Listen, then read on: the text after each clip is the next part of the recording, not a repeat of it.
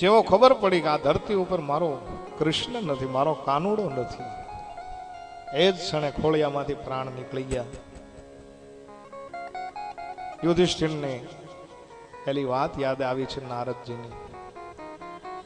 માતાજીની અંત્યેષ્ટિ ક્રિયા કરી અને સીધું જ પાંચે પાંચ ભાઈઓએ બેસી અને નક્કી કર્યું છે કે જે ધરાધામ ઉપર આપણો કૃષ્ણ ન હોય, જે ધરાધામ ઉપર આપણો કાનો ન હોય, એ પૃથ્વી ઉપર હવે આપણે રહેવાય નહીં. અને સાહેબ હેમાળે હાડ ગાળવાનું નક્કી કર્યું. દ્રૌપદી તૈયાર થયા છે, પરીક્ષિતને રાજગાદી સોંપી દીધી છે અને હસ્તિનાપુર જેવડું મોટું રાજ્ય છોડી અને પાંચે પાંચ પાંડવો ધીમે ધીમે ધીમે ધીમે નીકળ્યા છે. હરિદ્વાર ક્ષેત્ર આવ્યું, રુદ્રપ્રયાગ, સોન પ્રયાગ આદિ આદિ વટાવતા વટાવતા સીધા બદ્રીનાથ નર નારાયણના દર્શન કર્યા. માણા ગાંવની આગળ સ્વર્ગની શેડી, બરફના ડુંગરાઓ જ્યાં આવ્યા અને ધીરે ધીરે ધીરે ધીરે બરફ આચ્છાદિત પર્વતની અંદર જવા લાગ્યા છે. પહેલા દ્રૌપદીનું મરણ થયું છે. ફસડાઈ નીચે પડી ગયા. પૂછવામાં આવ્યું યુધિષ્ઠિરને કે હે ધર્મરાજ, હે પતિદેવ, આપણે નીકળ્યા તો છો, પણ મારું મરણ પહેલા શા માટે? મારે જાણવું છે. ત્યારે કીધું કે તમારું મરણ પહેલા એટલા માટે છે કે પાંચ પાંચ પતિઓ હોવા છતાં પણ અર્જુન ઉપર તમારે વધારે પ્રેમ હતો, વધારે સ્નેહ હતો, એટલે તમારું મૃત્યુ પહેલા થાય છે. પાંચ પાંડવો ત્યાંથી આગળ થોડોક આગળ ગયા એટલે અર્જુનના પગ લથડવા લાગ્યા. અર્જુને પૂછ્યું કે આપણે પાંચ ભાઈઓ, મોટા તમે છો, છતાંય હું શા માટે પહેલો જાઉં છું? ત્યારે કીધું કે હે અર્જુન, તને બળનું બહુ અભિમાન હતું એટલે તારું મૃત્યુ પહેલા થાય છે. જ્યાં આગળ ગયા સહદેવજી મહારાજ અંતિમ શ્વાસ જ્યારે લીધો, યુધિષ્ઠિર મહારાજે કીધું સહદેવ, તને જ્યોતિષનું અભિમાન હતું. સહદેવ છે ને બહુ મોટા જ્યોતિષી હતા. લાક્ષાગૃહ સળગવાનો છે એને તો ખબર જ હતી, પણ તકલીફ મોટી હતી કે જ્યાં સુધી કોઈ પૂછે નહીં ત્યાં સુધી કહેતા નહીં.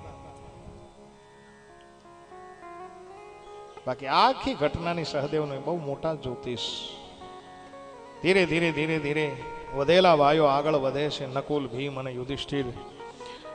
નકુલ મહારાજના પગ લથડિયું ખાઈ ગયા અને જ્યાં પડી ગયા પૂછવામાં આવ્યું, મોટા ભાઈ, હું તો સૌથી નાનો હતો, મારું મૃત્યુ શા માટે આવે છે? ત્યારે કીધું કે તને સુંદરતાનું બહુ અભિમાન હતું. નકુળ રૂપાળા બહુ હતા. અને હું આજ કથા ચાલે છે ત્યારે કહું કે સુંદરતા છે ને ઈશ્વરની દેન છે, પણ એ સુંદરતા ઉપર બહુ અભિમાન ન કરવું. કેમ કે આ જવાની તો એક વખત જવાની.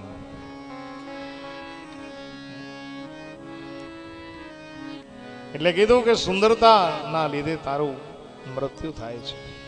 અને હવે ભાઈ છેલ્લે બે જ વધ્યા. બે ભાઈઓ ધીરે ધીરે ધીરે ધીરે આગળ વધે છે અને જ્યાં એ મહાકાય ભીમના પગ લથડિયું લઈને જ્યારે પડી ગયા ને, ભીમ કહે છે કે મોટા ભાઈ, મારે જાણવું છે મારું મૃત્યુ શા માટે થાય છે. કીધું કે હે ભાઈ, તારો સ્વભાવ બહુ ખાવ ધરો હતો ને એટલે તારું મૃત્યુ થાય છે. બહુ જમો ને તો એ મૃત્યુ વહેલા આવી જાય. આપણે ત્યાં એક કહેવત છે કે જે પોષતું એ જ મારતું.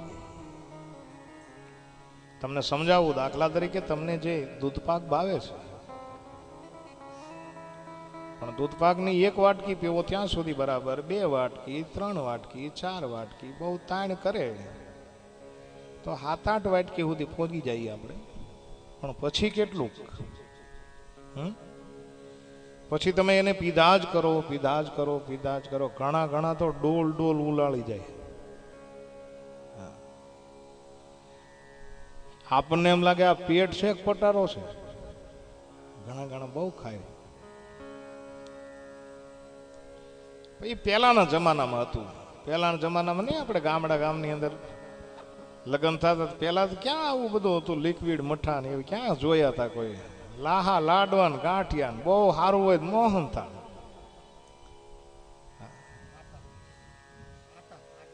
હે બાપુ હાટા લ્યો, એટલે હાટા બનાવે ને, પણ તેથી ડાયાબિટીસ નહોતું એટલે હાટા ખાતા બધા. હવે એ લાડવામાં નહીં ઘણા ઘણા ડોલ ડોલ નથી ખાય છે, પણ અતિ ખાવું એ મૃત્યુને નોતરે છે. આ યાદ રાખો. તમે પીધા જ કરો પછી તો શું થાય, પછી તો મરણ આવે. એટલે જેને જીવવું છે એને બહુ જમવું નહીં. અને છેલ્લે સાહેબ યુધિષ્ઠિર મહારાજ વિલીન થયા છે. આ રીતે પાંડવોનું સ્વર્ગારોહણ છે.